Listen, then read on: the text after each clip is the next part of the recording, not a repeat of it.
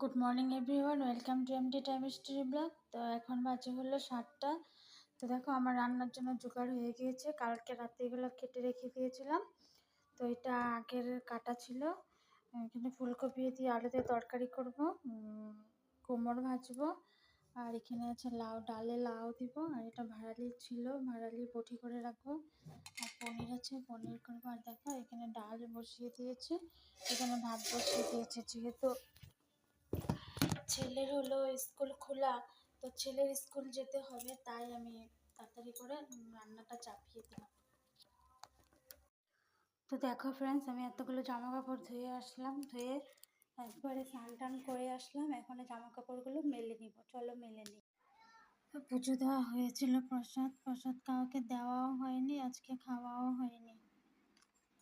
তো দেখো আজকে কি রান্না করেছিলাম। এখানে আছে আলু ফুলকপির তরকারি, এখানে আছে ভাড়ালি বটি,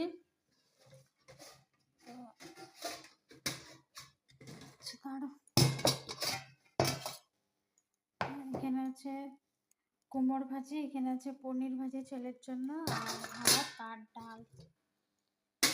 এই তো আজকে রান্না। বেড কভার ধুয়েছিলাম, তো এখনো পেতে উঠতে পারিনি, এখন থাক, পরে বিকেলে পাতবো। এখন এভাবেই থাক। আজকে সব ধুয়েছি, বেড কভার ধুয়েছি, বালিশের কভার ধুয়েছি। ওখানে দেখো এই বেড কভারটা পেতেছি আজকে এই বেড কভারটা পাতেছি। এখন ঠান্ডা পড়ে গেছে, তো এই বেড কভারটা এখানে মানাবে, তার জন্য এটা পেতেছি। দেখো এখন রাত বাজে হলো 9:30। ছেলেকে খাইয়ে দিচ্ছি, ভাত ছিল, নাহলে রুটি খাওয়া হয়।